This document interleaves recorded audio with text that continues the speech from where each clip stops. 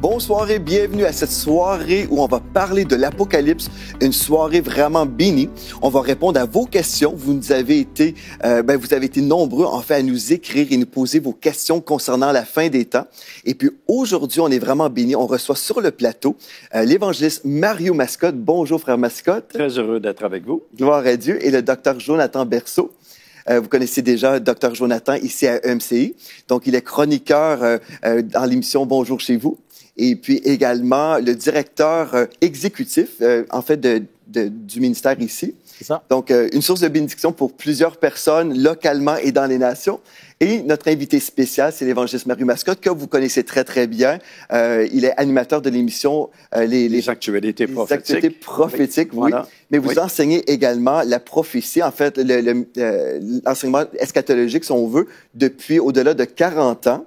Oui, déjà, une quarantaine d'années, parce que j'ai été interpellé tout de suite au moment de ma nouvelle naissance, lorsque ma famille et moi avons accepté le Seigneur Jésus-Christ. Déjà, on parlait de grandes prophéties qui venaient de s'accomplir, et ça m'avait vraiment interpellé parce que, à l'époque, lorsque j'ai donné ma vie au Seigneur Jésus-Christ, je n'avais jamais vraiment lu la Bible auparavant. Et je pensais, comme c'est le cas encore pour plusieurs personnes aujourd'hui, que la Bible, c'était un livre qui parlait de religion. Alors, on n'était pas tellement intéressé par les religions, donc on s'était éloigné de la parole de Dieu. Mais là, on parlait de prophéties qui venaient de s'accomplir. On parlait de paroles qui avaient été données il y a très longtemps, mais qui maintenant s'accomplissaient à notre époque, dans notre génération.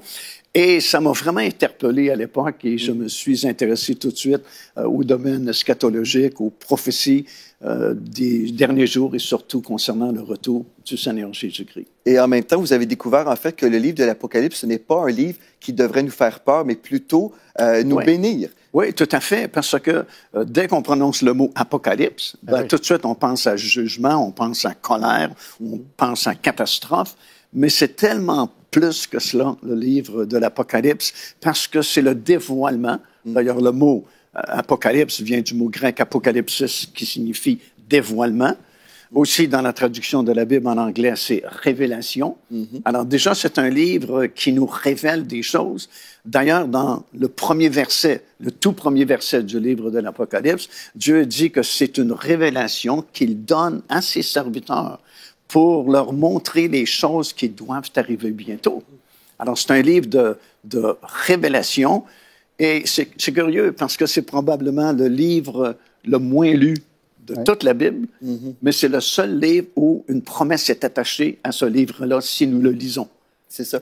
Et en même temps, puisque vous avez reçu cette révélation que vraiment le livre de l'Apocalypse est une bénédiction pour le corps de Christ, vous avez fait des études, bon, comme j'ai dit déjà, au-delà de 40 ans d'études, mais aussi vous avez mis, en fait, toutes vos études dans un livre sur l'Apocalypse. Oui. Et ce livre, en fait, on va l'offrir à tous nos téléspectateurs. On l'offre à tous? Non, pas à tous. On vous offre la publicité de ce livre, mais en fait, on va faire un tirage pendant cette soirée. On va semer, en fait, 9 de vos derniers livres. En fait, c'est votre dernier livre, n'est-ce pas? Oui, c'est le plus récent. Le plus récent. Donc, moi, je l'ai lu personnellement. J'étais en vacances et puis sur la plage, à côté de la piscine, j'ai lu votre livre sur l'Apocalypse. Bon. Donc, c'est une belle lecture. C'est super intéressant.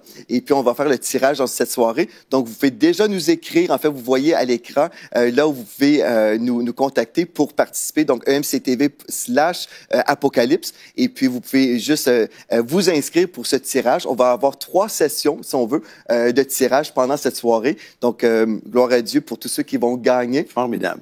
Mais en gros, c'est ça. Ce qu'on veut faire ce soir, c'est répondre aux questions, parce qu'il y a beaucoup de questions quand on parle de l'Apocalypse aussi. Et je crois, vers la fin, on va avoir un temps de prière aussi, parce que je sais que l'Esprit de Dieu va vraiment faire des choses merveilleuses parmi nous. Oui, ben, c'est très important. Et puis, je remercie le Seigneur pour cette opportunité extraordinaire de pouvoir parler à des milliers de personnes concernant le retour du Seigneur Jésus-Christ, parce qu'on est tellement proche de l'accomplissement de nombreuses prophéties qui ont été données depuis très longtemps dans la parole du Seigneur. Et ce livre, c'est le plus récent livre que j'ai écrit, mais c'est le fruit de plusieurs années, comme vous avez mentionné, de recherche, d'études, concernant le domaine de l'eschatologie, le retour du Seigneur Jésus-Christ. Et bien sûr, avec les années, nous apprenons continuellement. Et puis, j'ai découvert au fil des années, des choses que je ne savais pas, bien sûr, au tout début, quand j'ai commencé à prêcher, enseigner la parole du Seigneur. Mais c'est vraiment une grande bénédiction. Et comme on a mentionné, déjà, le simple fait de lire le livre de l'Apocalypse, Dieu dit que c'est une bénédiction.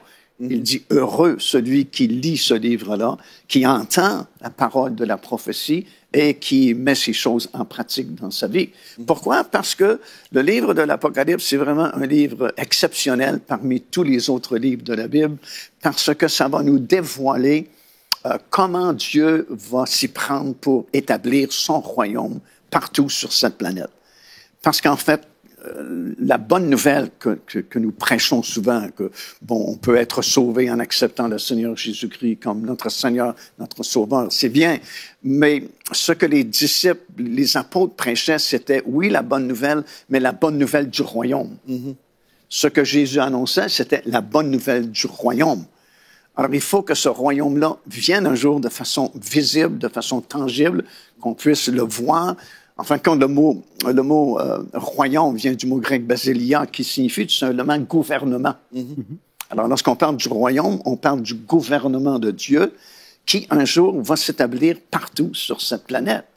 Ceux qui se repentent et acceptent le Seigneur Jésus-Christ comme leur Seigneur, leur Sauveur, sont évidemment transportés déjà dans le royaume de Dieu. Comme à ce moment-là, le royaume vient habiter en nous. Mais ça, c'est la phase spirituelle, si on veut, du royaume de Dieu. Mais il faut qu'un jour, ce royaume soit établi de façon physique, visible sur cette planète. D'ailleurs, il y a des millions de personnes de par le monde entier qui font la prière du Notre Père, par exemple, et qui prient que ton royaume vienne. Et souvent, on le prie sans avoir une idée précise de ce que nous voulons dire par là. Mais c'est exactement le résultat du livre de l'Apocalypse qui va nous révéler comment Dieu va éliminer le mal de cette planète, va juger le monde parce qu'ils sont incrédules et qu'ils ont refusé le seul salut possible qui est en Jésus-Christ. Mais au-delà de tout ça, c'est l'établissement du royaume de Dieu sur cette terre de façon réelle.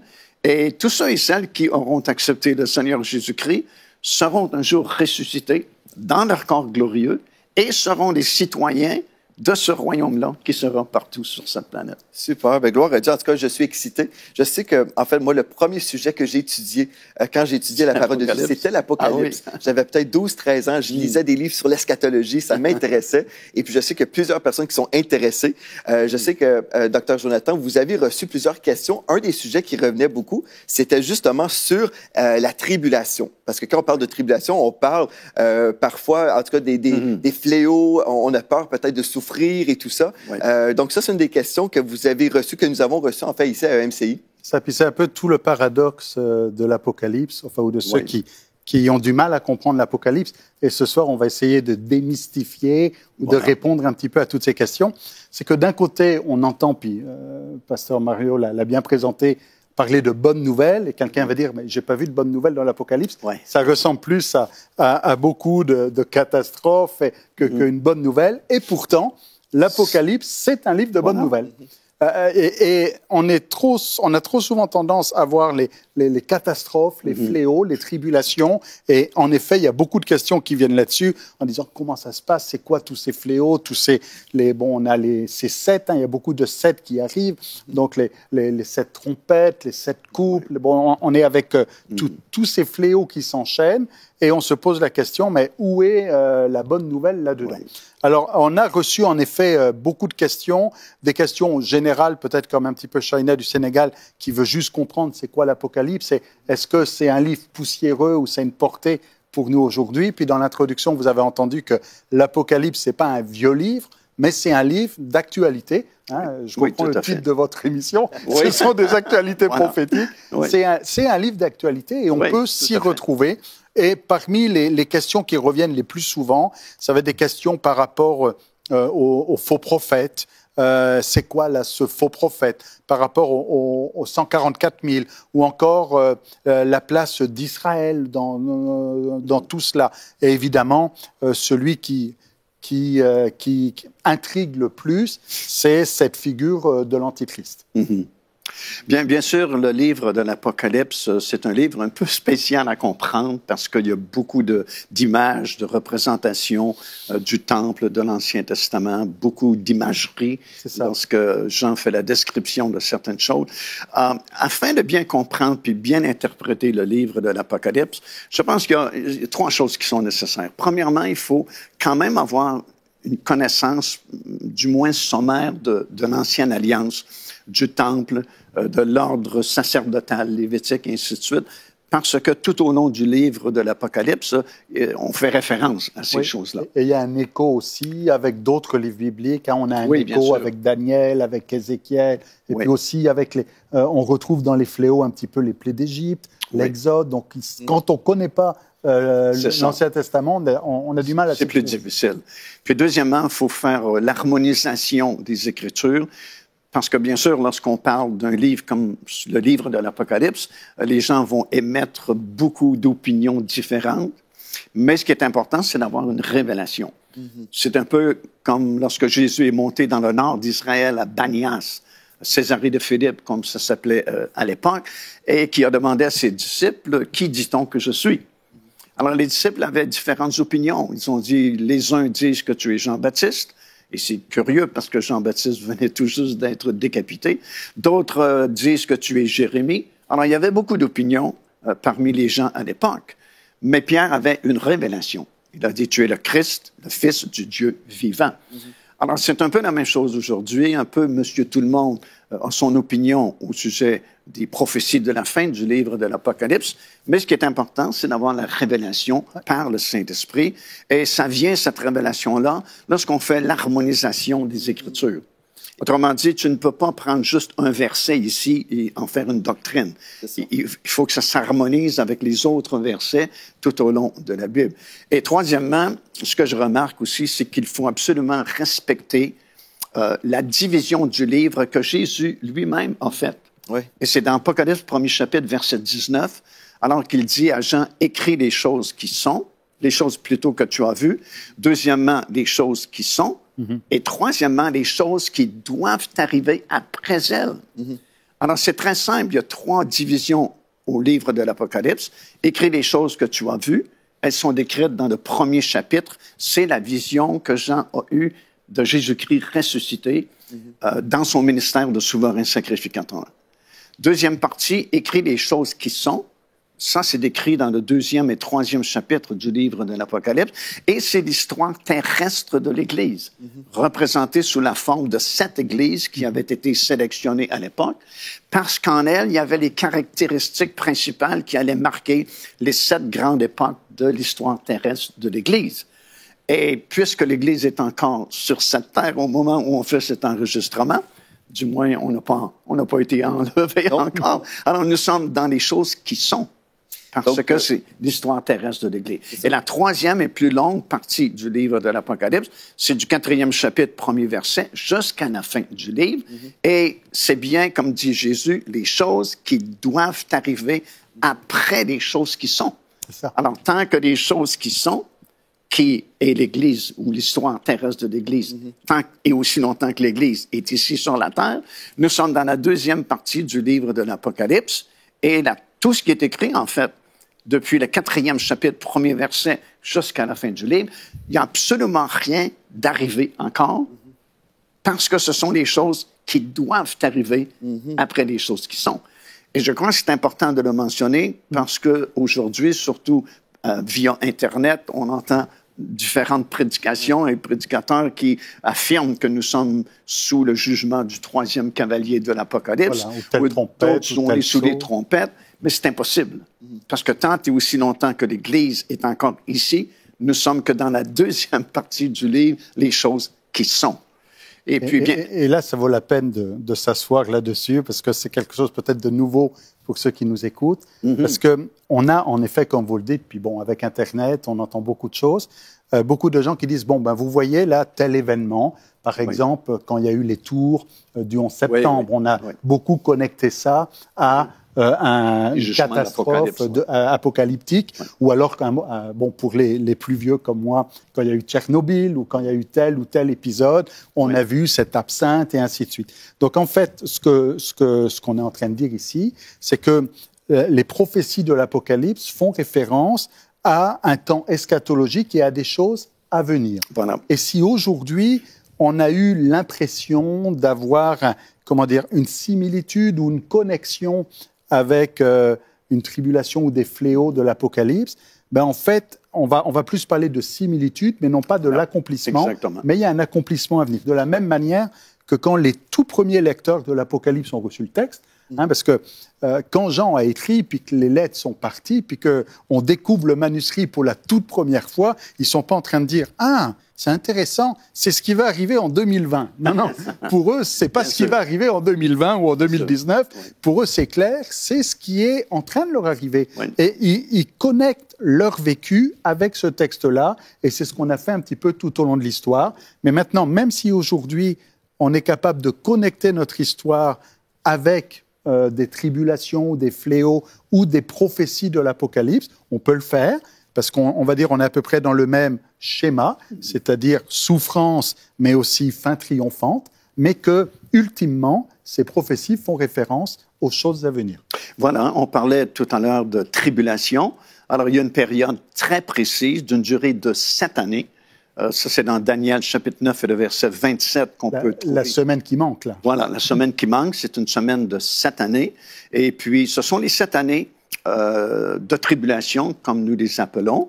Et c'est très précis parce que cette période ne peut débuter tant et aussi longtemps que la confirmation de cette alliance n'est pas signée. Alors, on parle d'une alliance qui doit être signée au Moyen-Orient entre Israël et plusieurs autour d'Israël, une alliance, si vous voulez, de paix, de sécurité, qui ne sera pas vraiment de la paix ni de la sécurité, parce que c'est à ce moment-là précis que débuteront ces 7 années de tribulation. Les tribulations ne peuvent commencer avant la confirmation de cette alliance. Mais juste pour préciser, bon, il y a des gens qui disent que nous sommes présentement dans la tribulation, mais si on comprend en fait qu'il y a toujours eu des tribulations, oui, bien sûr. Jésus a dit qu'on aurait des tribulations, oui. Sauf qu'on comprend dans la parole qu'il y a une différence entre les tribulations qu'on peut vivre et celles de la fin des temps, oui, la grande tribulation. C'est pas la même chose du tout. Il y a toujours eu des tribulations et nous aurons des tribulations jusqu'au retour du Seigneur. Mais là, ici, nous parlons de tribulation mondiale. Un temps spécial. Alors, il n'y a jamais eu de tribulation à l'échelle mondiale. Il y en a par pays, partout, par région.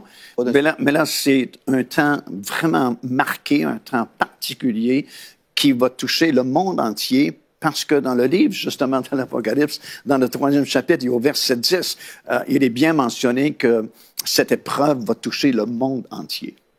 Alors, c'est une période très précise de exactement 7 années, 2520 jours, pas un de plus, pas un de moins. Pour ceux qui comptent, parce que quand j'étais jeune, je me suis amusé à faire les comptes, je me suis dit, bon, est-ce qu'on est avec un calendrier solaire, calendrier lunaire? Alors, pour ceux qui aiment les comptes, on est avec un calendrier prophétique et on a des mois de 30 jours par année. Des mois de 30 jours, on multiplie par 12 et on arrive à des chiffres parfaits. Tout à fait. Alors, cette période, elle est divisée en 2 parties. 1260 jours pour la première partie et 1260 jours pour la deuxième partie. Cette période de cette année va débuter, comme je mentionnais, par la confirmation de cette alliance. Et on est très proche de ça. Nous en allons parler un peu plus tard au cours de l'émission, parce qu'il y a des signes qui nous ont été donnés, non pas pour prédire la journée précise de l'enlèvement de l'Église, mais pour nous situer un peu à quelle époque vivons-nous et comment nous sommes proches de ces accomplissements également. Donc, dès l'instant où la confirmation de cette alliance est signée, c'est le début. Alors là, le compte à rebours est commencé. On ne peut plus rien changer. On ne peut pas souscrire. On ne peut pas ajouter. C'est exactement 2 fois 1260 jours. Et c'est là que les tribulations et les jugements vont débuter.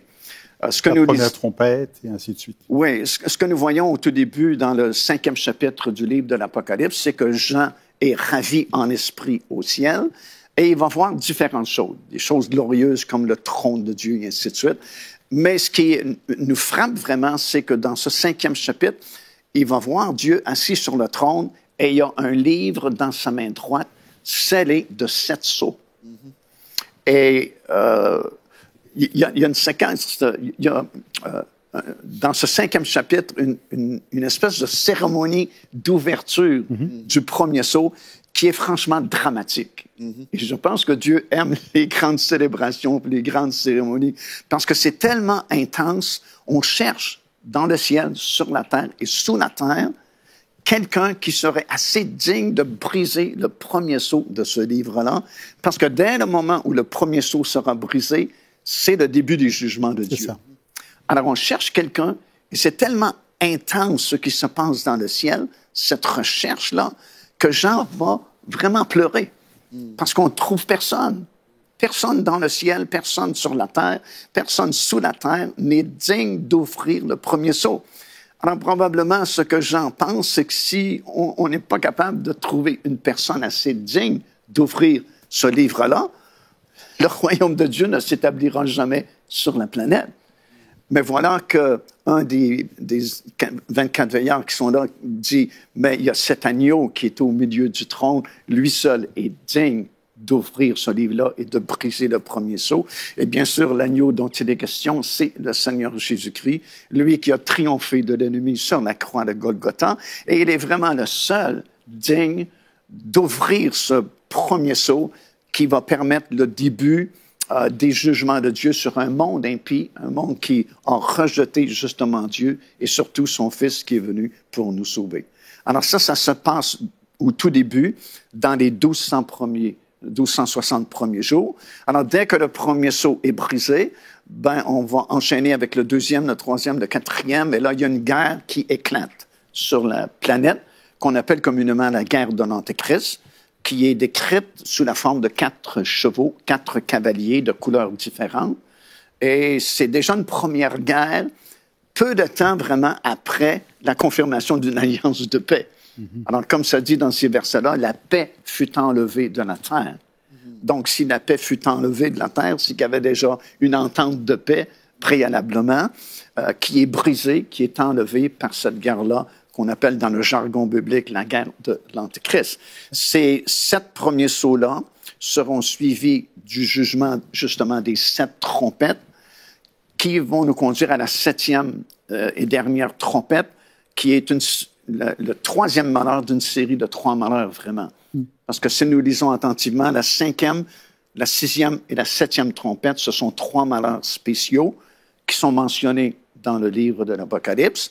Et à la 7e trompette, Satan lui-même est précipité hors des lieux célestes avec tous ses anges déchus et tous ses démons. Et le seul territoire qu'ils auront pour opérer pendant les 3 dernières années et demie, c'est la planète Terre.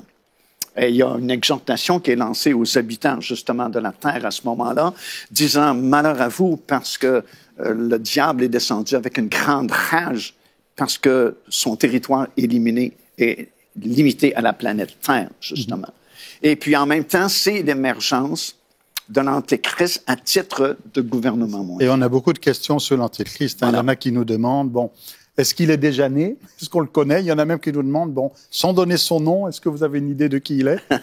On va pas donner son nom ce soir. De certains disent, est-ce qu'il est déjà là? Est-ce qu'il doit venir?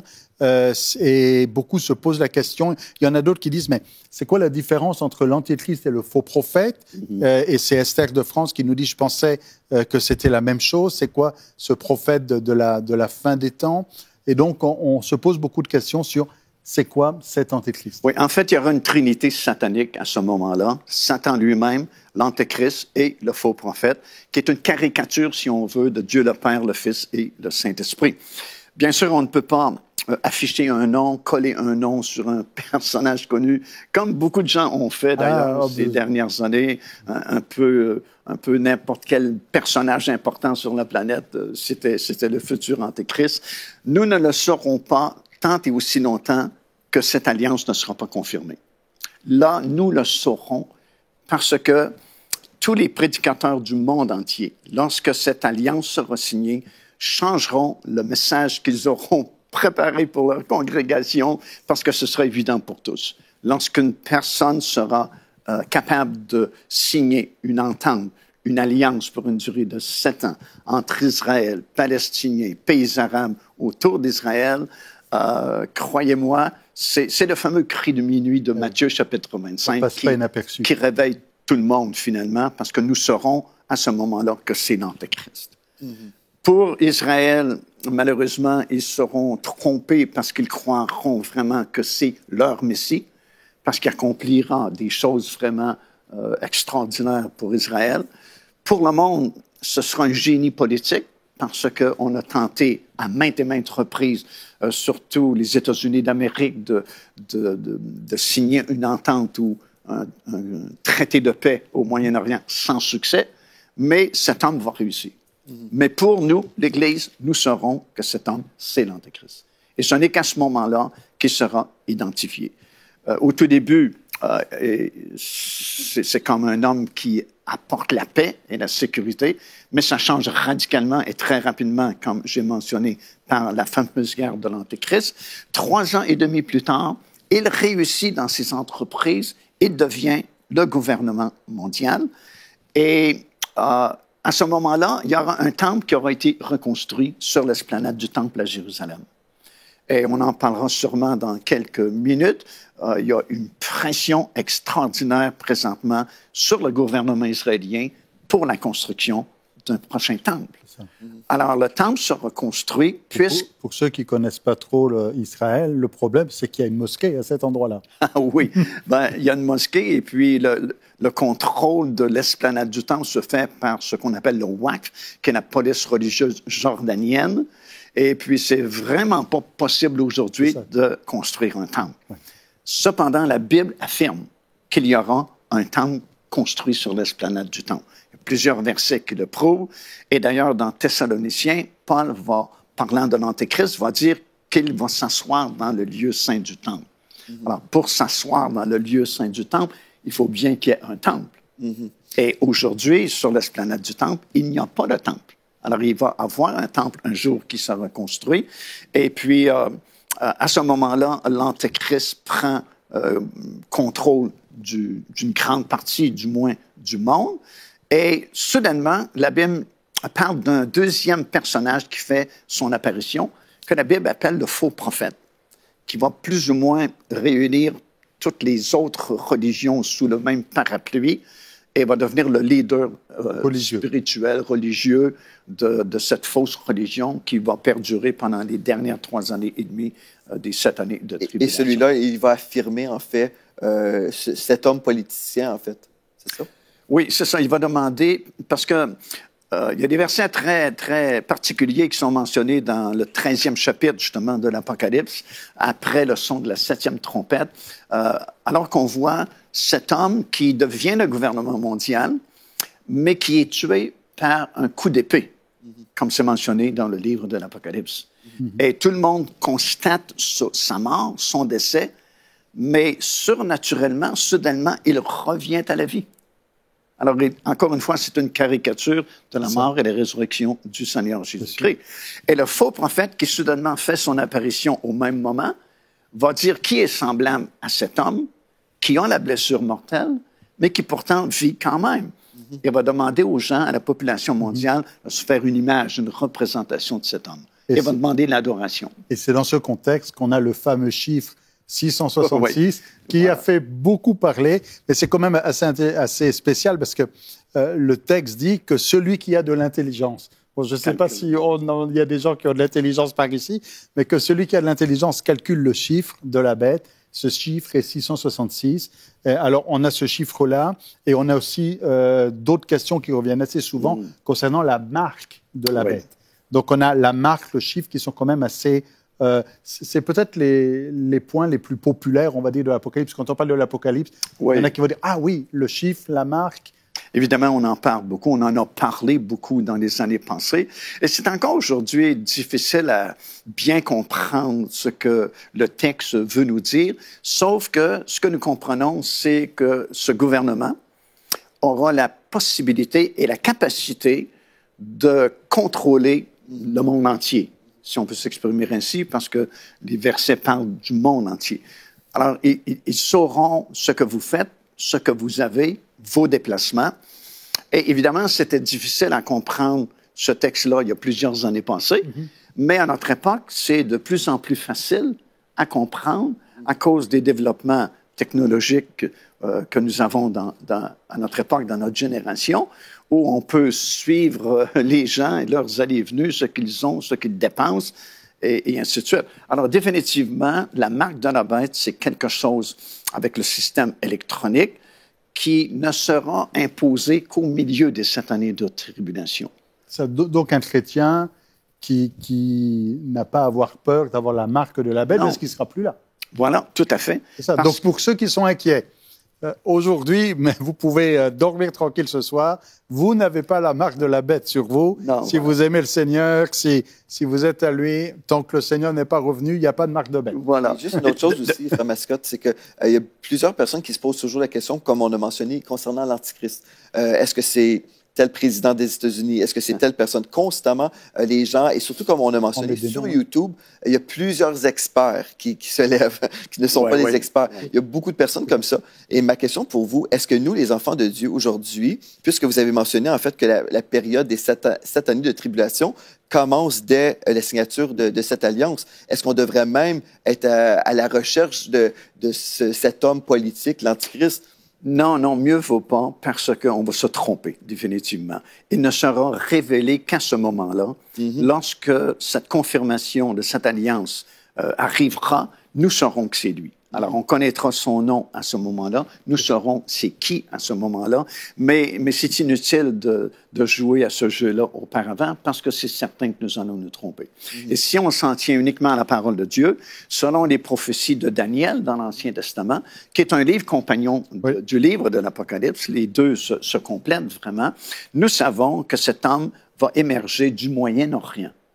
En fait, dans la Bible, il est appelé l'Assyrien. Ça veut dire qu'il va émerger de l'ancien territoire de l'Assyrie, mais nous n'en savons pas plus. C'est inutile de coller un nom sur quelqu'un ou de tenter d'identifier un personnage politique actuel, parce que nous ne le connaîtrons qu'au moment où cette confirmation de cette alliance aura lieu. Et pour que les Juifs le reconnaissent aussi, croyez-vous qu'ils seraient Juifs? Pas nécessairement, parce que tout ce qu'ils attendent des Juifs, c'est un Messie guerrier, comme ils attendaient un Messie guerrier il y a 2000 ans. Et c'est une des raisons pour lesquelles ils ont rejeté Jésus, qui lui disait, si on te frappe sur la joue droite, tends-lui la joue gauche. Alors, c'était contraire à leurs aspirations. Ils attendaient quelqu'un qui leur aurait dit, nous montons à Rome, nous renversons le gouvernement romain et Israël va être à la tête des nations. Et en parlant de ce Jésus qui est venu, qui est notre Messie à nous. Beaucoup aujourd'hui, et dans le christianisme, je pense par exemple à, je vais dire nos amis, nos amis catholiques, qui confessent un credo, je crois en Dieu le Père, et ça termine à la fin, et il revient. Et même aussi des fois dans les milieux protestants et dans les milieux charismatiques ou dans les milieux pentecôtistes, on va dire Jésus sauve, tout le monde est d'accord, Jésus guérit, alléluia, Jésus baptise du Saint-Esprit, mais le quatrième, c'est Jésus revient, et pourtant, c'est peut-être la prédication la moins prêchée dans les églises. Je ne sais pas, je fais un petit sondage, c'est quand la dernière fois que votre pasteur, ou si je m'adresse au pasteur, que vous avez prêché, Jésus revient. Pourtant, c'est le message de l'Apocalypse. Jésus revient, et c'est l'enlèvement de l'Église. Et ça, c'est glorieux. Oui, c'est la révélation de toute la parole de Dieu, finalement, parce que lorsque Jésus revient, il revient pour établir son royaume sur la terre. Et c'est vraiment formidable de comprendre ces choses-là. Et c'est vraiment un grand encouragement pour nous, enfants de Dieu, parce que nous savons que Christ va triompher et que son royaume sera établi et que nous serons les citoyens de ce royaume extraordinaire. Souvent, parce que ce n'est pas prêché, on n'a pas cette aspiration-là et cet encouragement-là. D'ailleurs, Paul va prier pour les Éphésiens, puis c'est dans le premier chapitre aux Éphésiens, puis il va dire, « Je prie le Seigneur afin qu'il puisse vous donner un esprit de sagesse et de révélation dans sa connaissance, afin, dit-il, que vous sachiez. » Sachiez quoi? Entre autres, il dit, afin que vous sachiez quelle est la richesse de la gloire de l'héritage qu'il réserve aux saints. Mais moins on prêche sur l'héritage réservé aux saints, moins on a d'anticipation pour cet héritage-là, moins on connaît les choses qui ont été préparées pour nous, moins on est intéressé par ces choses-là. Mais plus nous parlons au sujet de l'Apocalypse dans un sens positif, comme nous le faisons présentement, plus nous allons parler dans quelques minutes de la gloire qui bientôt sera manifestée pour les enfants de Dieu, c'est super motivant. Quand tu te tiens dans ces choses-là, c'est impossible de rétrograder, c'est impossible de faire une dépression nerveuse, parce que tu es en marche vers un avenir absolument glorieux qui a été préparé d'avance pour Dieu, pour tous ses bien-aimés. Et dans la parole, dans Tite 2,13 aussi, on entend parler de la bienheureuse espérance. Oui, voilà. Donc, pour chaque enfant de Dieu, on devrait s'intéresser aux choses qui nous parlent de la fin des temps et surtout du retour du Seigneur Jésus-Christ. En fait, de l'enlèvement de l'Église. Parce que nous savons que Jésus va revenir, mais avant, on parle d'un enlèvement de l'Église. Mais aujourd'hui, et moi, dans mon expérience chrétienne, en rencontrant des frères et des sœurs de toutes sortes d'églises différentes, il y a toujours des personnes qui vont croire dans l'enlèvement de l'Église, mais j'ai remarqué une certaine mode dans le corps de Christ où les gens roulent les yeux. On dit « Ah, moi, je ne crois plus vraiment là-dedans. » Est-ce que vous avez rencontré des gens comme ça aussi? Oui, plusieurs. Et je pense que la raison principale pour laquelle les gens croient moins dans l'enlèvement de l'Église qu'autrefois, c'est que c'est moins prêché. Et la Bible dit carrément que la foi vient de ce qu'on entend. Ce qu'on entend vient de la parole de Christ. C'est ça. Alors, si nos prédicateurs ne prêchent plus ou presque plus sur le retour du Seigneur et l'enlèvement de l'Église, il n'y a pas de foi qui est communiquée pour ce glorieux moment. C'est ça. Et je pense que c'est la raison principale pour laquelle il y a de plus en plus de gens qui n'y croient pas. Mais que les gens y croient ou non, ne change pas la véracité de la parole de Dieu. Il y a des versets vraiment très clairs, très précis, très faciles à comprendre concernant l'enlèvement de l'Église. Bien sûr, le passage classique, c'est dans 1 Thessaloniciens, chapitre 4, versets 15 jusqu'à 18, qui affirme ceci, qu'à un moment donné, un signal qui est donné à la voix de l'archange de Dieu, au son de la trompette de Dieu. Qui n'a rien à voir avec les trompettes de l'Apocalypse. Tout à fait. Quelqu'un nous a posé la question, on va clarifier ça. Un autre groupe de trompettes. Et ça dit qu'à ce moment-là, les morts en Christ, ceux qui nous ont précédés dans le Seigneur, vont revenir à la vie. Et dans 1 Corinthiens, chapitre 15, verset 52, Paul dit « Et nous qui serons restés vivants à ce moment-là, nous serons tous changés en un instant, dans un clin d'œil, et nous allons monter dans les airs à la rencontre du Seigneur. » Donc, pouvez-vous verbaliser, pour ceux qui n'ont jamais entendu parler de l'enlèvement de l'Église? On cite des versets de la parole, mais qu'est-ce qui se passe exactement? Si l'enlèvement se produisait aujourd'hui, qu'est-ce qui se produirait, frère Mascotte? On serait plus ici, frère. On serait déjà dans les airs à la rencontre du Seigneur et on aurait dit bye-bye à ce monde et puis on est dans la félicité avec la gloire du Seigneur là-haut dans le ciel. C'est ce que Paul dit dans Corinthiens puis dans Thessaloniciens. Ça va se faire rapidement. En fait, le mot « enlever », seront enlevés dans les airs, c'est le mot grec « harpazo ». Et le mot « harpazo » veut dire « saisir avec force ». Alors, c'est comme si une maman veut traverser la rue, et puis avec son bambin, et puis il y a une voiture qui arrive à une haute vitesse, et puis le bambin va se faire frapper. Elle ne réfléchira pas pendant 5 minutes, est-ce que je devrais retirer mon enfant, protéger? Non, elle va le saisir et avec force le retirer pour ne pas que l'accident se produise. C'est ça, pour éviter le danger. Donc, pour nous qui croyons dans l'enlèvement de l'Église, quelle est la raison pourquoi nous allons être enlevés? Ah, c'est une bonne question, parce que justement, nous ne sommes pas destinés aux tribulations. Nous ne sommes pas destinés à la colère de Dieu. Et donc, c'est pour échapper à tout ça. Voilà. Oui. D'ailleurs, Jésus nous demande de prier afin que nous ayons la force d'échapper à toutes ces choses qui arriveront.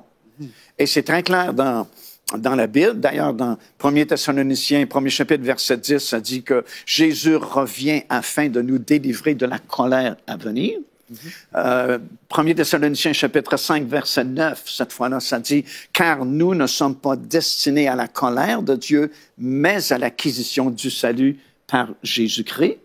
Et remarquez, dans le 6e chapitre du livre de l'Apocalypse, nous sommes au tout début des 1260 premiers jours, comme on a mentionné précédemment, et déjà, les gens reconnaissent que c'est la colère de Dieu qui est répandue sur cette planète. Une question que j'aurais aussi, c'est que dans le corps de Christ, il y a des positions différentes, comme on a mentionné. Il y a des gens qui disent que l'enlèvement de l'Église va se produire au tout début de la tribulation, d'autres qui vont dire au milieu et d'autres à la fin. Pour vous, peut-être pour nous aider à comprendre, puisqu'on a déjà établi que, en fait, Dieu ne nous a pas destinés à la colère. On définit, en fait, la tribulation comme étant la période où Dieu va déverser sa colère sur l'humanité rebelle, c'est ça? Exactement. Et puis, bien sûr, on a tous entendu des prédicateurs avoir des opinions différentes à ce sujet-là. Certains nous enseignent que l'Église sera enlevée au début des 7 années de tribulation. D'autres enseignent que l'Église sera enlevée au milieu des 7 années de tribulation. Et d'autres encore à la fin de cette période. Bon, je me dis, ils peuvent pas tous avoir raison, parce que souvent, ils vont se contredire dans ce qu'ils disent. Mais encore une fois, ça prend l'harmonisation des Écritures pour vraiment trancher cette question-là, pas selon nos opinions, même pas selon nos traditions religieuses, mais trancher la question selon la parole de Dieu. Et ici, on a un bel exemple des versets que nous avons mentionnés concernant la colère de Dieu qui sera déversée sur un monde impie durant cette période des 7 années de tribulation. Et carrément, la Bible nous dit que nous ne sommes pas destinés à cela.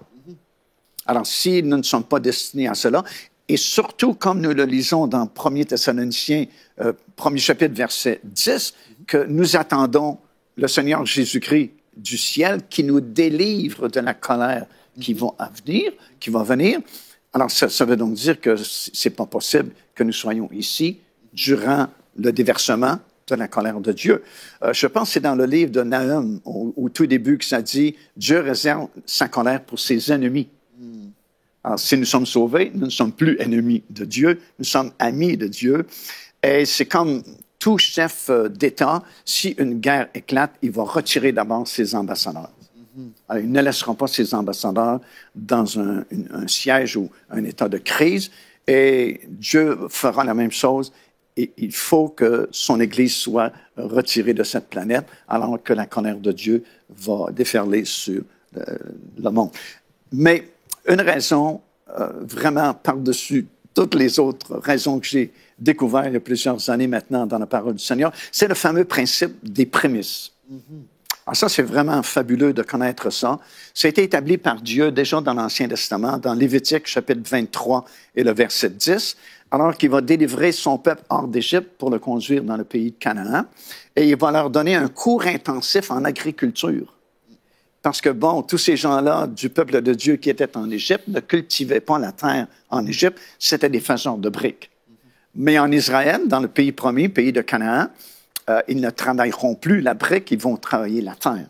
Et Dieu leur a expliqué qu'il y aurait 3 moissons par année, et ces 3 moissons vont coïncider avec 3 grandes fêtes pour célébrer devant l'Éternel, la Pâque, la Pentecôte et la fête des tabernacles.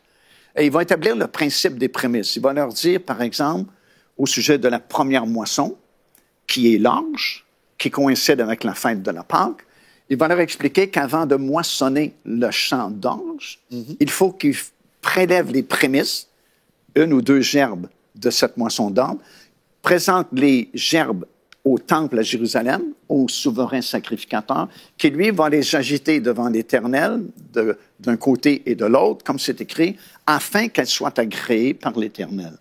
Et après seulement, pouvait-il moissonner le reste du champ. Mais Dieu n'expliquait pas ça à Israël uniquement pour l'agriculture, mais c'était aussi pour le principe de la résurrection. C'est donc dire que nous ne ressusciterons pas tous en même temps. Tous les rachetés de l'Éternel ne ressusciteront pas en même temps. Et c'est ce que Paul va enseigner dans 1 Corinthiens chapitre 15, alors qu'il va dire, oui, nous allons tous ressusciter, mais, dit-il, chacun en son rang. Et les prémices, le mot le dit, ça vient en premier. Et s'il fallait que l'Église, par exemple, traverse les 7 années de tribulation, ben, ça voudrait dire que tout le reste du champ aurait été moissonné avant l'Église du Seigneur Jésus-Christ, qui est un non-sens, parce que là, on brise le principe de Dieu, le principe des prémices. Parce que dans le livre de l'Apocalypse, et durant les 7 années de tribulation, il y a beaucoup de gens qui seront sauvés. Beaucoup de gens qui vont accepter le Seigneur. Déjà, dans le chapitre 7, vous avez une grande foule, innombrable, comme dit Jean. Un peu plus loin, vous avez 144 000 Juifs qui seront scellés. Un peu plus loin, vous avez la moisson de la terre, alors qu'un ange, justement, va prêcher l'Évangile. Preuve, en pensant que l'Église ne peut plus être là, parce que si l'Église était là, ça ne serait pas aux anges de prêcher l'Évangile, ce serait à nous. Mais puisque l'Église n'est pas là, Dieu se sert d'autres moyens pour annoncer la bonne nouvelle de son royaume. Et c'est un ange qui va circuler autour du globe et va prêcher l'Évangile. Et des milliers, sinon des millions de personnes seront sauvées parce que nous les voyons juste quelques versets plus loin et ils sont debout dans la mer de cristal, là-haut, dans le ciel. Alors, tous ces gens-là seraient enlevés ou ressuscités avant l'Église du Seigneur Jésus-Christ, si l'Église devait traverser les 7 années de tribulation. Alors, c'est une impossibilité parce que Dieu ne respecterait même pas son principe des prémices que lui-même a établies. Wow, c'est super intéressant. Et même au niveau juste du mariage aussi, la façon que le mariage était célébré aussi, on voit des types aussi même de l'enlèvement de l'Église à ce niveau-là, n'est-ce pas? Tout à fait. Donc, Dr Jonathan, on a reçu des questions, en fait, concernant les questions qui nous révélera en fait, est-ce qu'on est vraiment à la fin des temps aujourd'hui, où on parle de tout ça, aujourd'hui on parle de l'enlèvement de l'Église qui est une source de joie pour nous, mais on se pose la question, est-ce que c'est vraiment pour notre génération? N'est-ce pas, vous avez reçu plusieurs questions à ce niveau-là? Oui, bien sûr. Beaucoup se demandent, on en a fait référence tout à l'heure en disant il n'y en a pas beaucoup qui parlent de l'enlèvement de l'Église, où c'est moins populaire, et qui se demandent quand est-ce qu'aura lieu l'enlèvement de l'Église, et donc la Bible nous prépare, et il y a des signes qui vont là. Mais peut-être, Pasteur Joël, avant d'aller là, je sais qu'il y en a qui attendent qu'on donne leur nom. Alléluia. Alors c'est pas le nom inscrit dans le livre de vie, mais comme vous le savez, on a un tirage, et donc on a le livre de Pasteur Mario qui est en fait une synthèse. J'allais dire de tout ce que vous savez. C'est ça. C'est l'encyclopédie. Oui, voilà. Vous avez mis là-dedans tout ce que vous avez accumulé, appris. Et c'est donc la synthèse de plusieurs années d'études bibliques, de voyages en Israël. Je ne sais pas combien de voyages vous êtes. 40 voyages, ce sera mon 41e dans quelques semaines. 41 voyages en Israël, donc vous connaissez le pays, on peut le dire comme ça. Les textes de la Bible, vous les avez lus déjà, relus et étudiés. Donc c'est un livre très, très dense et très, très riche. Et on a en régie le tirage qui a été fait pour les 3 premiers. Il est encore temps de s'inscrire. Si vous dites pour les prochains tirages, vous pouvez encore vous inscrire. Si vous voulez vous inscrire et avoir la chance de gagner le livre de Pasteur Mario Massicotte, vous allez sur emcitv.com/apocalypse. Alors, les 3 premiers gagnants en France, premier en France, Albert Crête de France. On a quelqu'un en Suisse, Jessica Blanc, a gagné ce livre, et Rosette Tanoé en Allemagne. Alors, vous nous avez donné votre adresse et on va vous envoyer le livre très rapidement. Attendez-vous à le recevoir par la poste si le Seigneur n'est pas revenu d'ici là. Félicitations. Gloire à Dieu. Puis, je peux vous dire, je l'ai lu, ce livre-là, vraiment merveilleux. Et puis, j'étais reconnaissant de le lire aussi parce que moi, j'ai 43 ans et puis vous avez commencé avant moi dans l'étude, donc je peux vraiment racheter le temps. Non, mais c'est vraiment un très bon livre et très, très riche. Et puis, gloire à Dieu. Et les gens peuvent aussi se le procurer sur le site web de MCI Boutique aussi. Donc, ceux qui ne gagnent pas, vous pouvez vous le procurer sur le site web de MCI Boutique. Mais moi, j'ai une question. Donc, on a parlé de l'enlèvement de l'Église, qui est vraiment une source de joie pour les enfants de Dieu. Mais comme juste avant le tirage, je pose la question, les signes des temps, est-ce que est-ce qu'on peut constater aujourd'hui, en regardant aux situations, peut-être même politiques, des choses qui se produisent en ce moment qui nous indiquent que nous sommes dans cette génération de la fin des temps? Et oui, ça c'est vraiment très intéressant parce que nous vivons à une époque vraiment très particulière. Honnêtement, je n'ai jamais vu une situation, surtout en Israël, comme celle qui prévaut actuellement. Parce que les signes nous ont été donnés par le Seigneur Jésus-Christ. Il nous a dit, quand vous verrez ces choses. Donc, c'est bien de regarder aux signes parce qu'on ne peut pas voir à moins de regarder.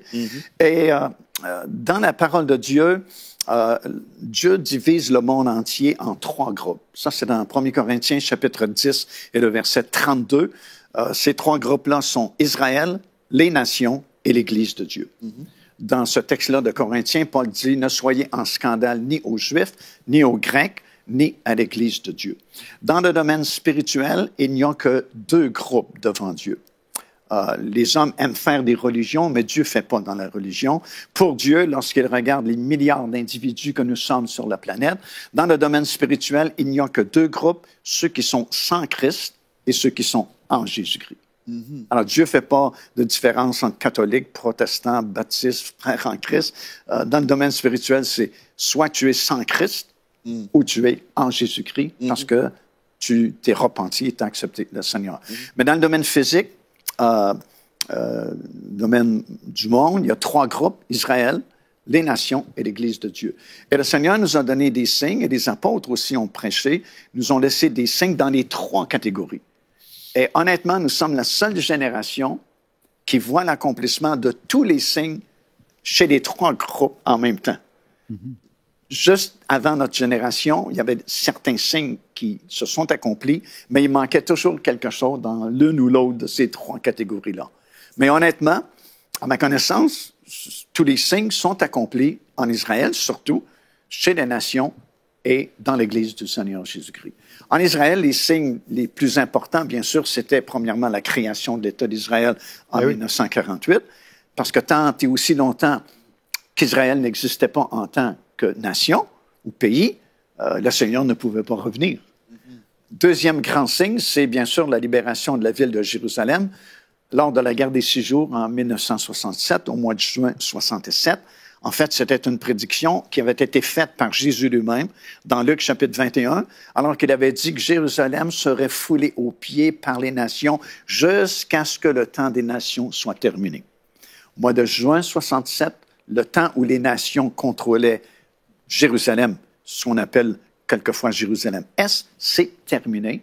Et Jérusalem-Est a été uni à Jérusalem-Ouest et déclarée capitale indivisible d'Israël par Israël à l'époque. Mais là, aujourd'hui, on a le président américain qui, quelque temps à peine, a fait cette grande reconnaissance, a reconnu Jérusalem comme étant la capitale officielle du pays d'Israël. En déménageant l'ambassade. Et déménageant l'ambassade de Tel Aviv jusqu'à Jérusalem. Ce sont des signes très significatifs. Alors ça, c'est des grands signes, des grandes marques. Mais présentement en Israël, il y a une pression extraordinaire, une très grande pression sur le gouvernement israélien pour qu'il puisse construire ou donner la permission, le feu vert pour la construction d'un temple. Il y a des organisations qui ont été créées il y a plusieurs années dans le but de promouvoir la construction d'un temple. Et écoutez, moi, ça fait à peu près 30 ans qu'on organise des voyages en groupe vers Israël. Dans les premières années, on n'entendait pratiquement pas parler de la possibilité de construction d'un temple. Oui. Mais maintenant, c'est un peu partout en Israël. Et non seulement cela, récemment, il y a eu des élections en Israël et un des candidats qui se présentait contre Netanyahou a promis, s'il était élu, de construire le temple. Pas dans 1 an, avait-il dit, mais dès le lendemain matin de mon élection.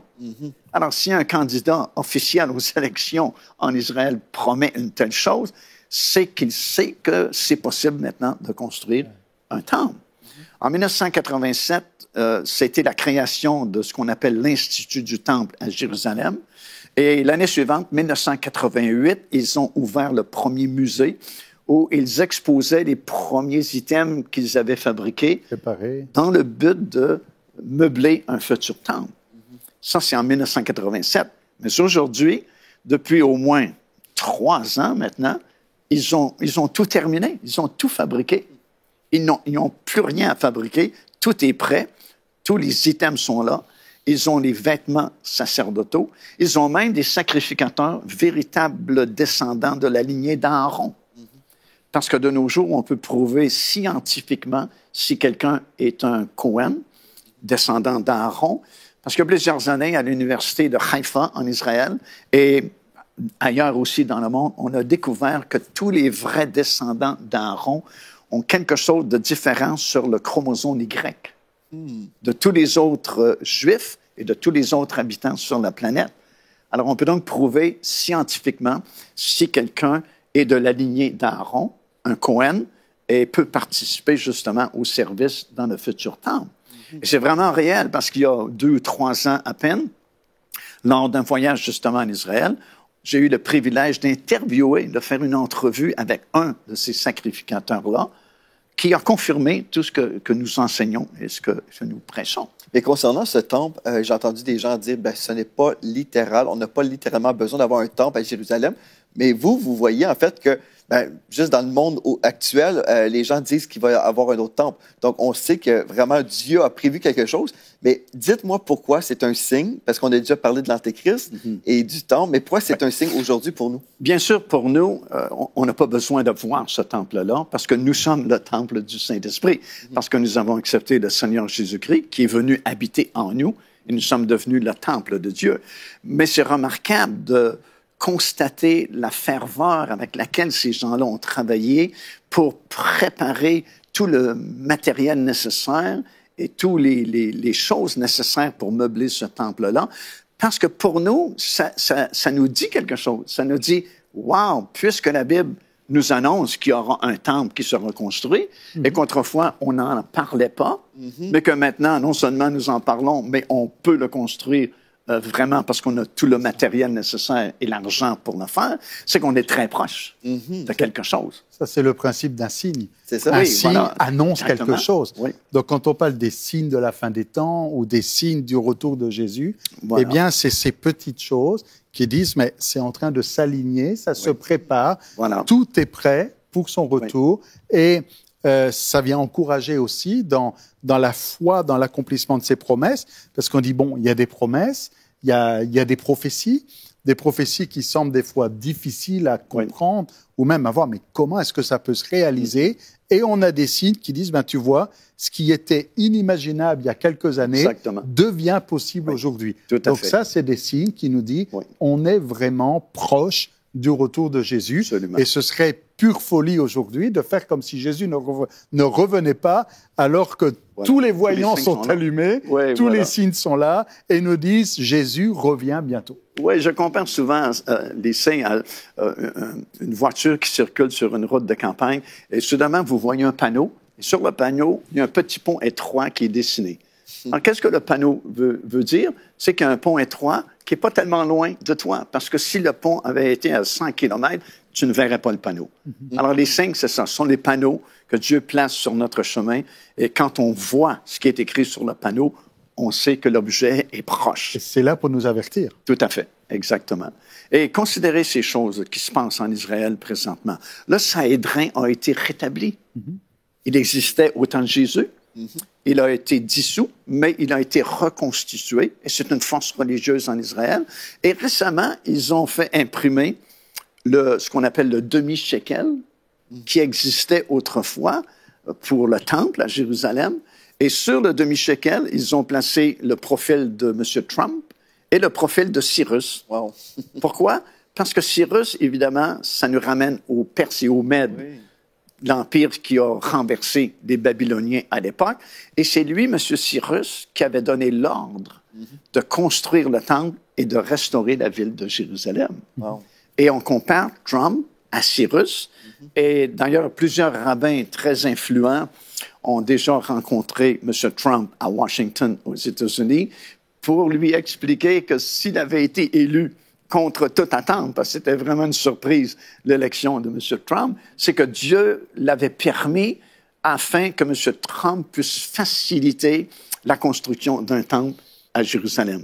Et ils l'ont même dit à M. Trump, si vous désirez être réélu en 2020, ben, il faut que vous continuiez à nous aider et faciliter le chemin pour la construction du temple. C'est ça. Donc, Trump n'a rien à voir avec la première ou deuxième trompette. Absolument rien à voir malgré son nom. Non. Mais en tout cas, on voit que Dieu est en contrôle de toutes choses et qu'il contrôle les rois de la terre, les présidents, les mouvements politiques et que tout avance dans le même sens, c'est-à-dire dans l'accomplissement de ces prophéties. Tout à fait. On voit vraiment des signes en Israël et dans les nations aussi.